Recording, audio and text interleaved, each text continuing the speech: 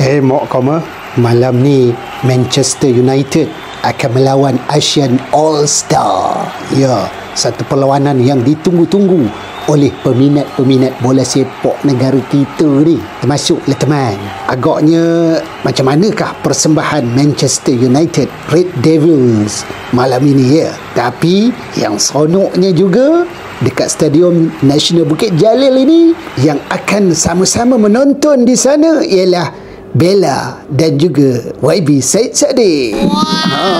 Mereka telah pun bersiap sedia untuk bersama-sama dengan para peminat Manchester United untuk menyaksikan satu detik perlawanan antara satu kelab bola sepak yang paling ikonik dikatakan akan melawan ASEAN All-Stars. Mau kamu kita bukan tengok bola, tengok Bella dengan YB Said Saddiq lah. Mana apa demo tu tengok bola.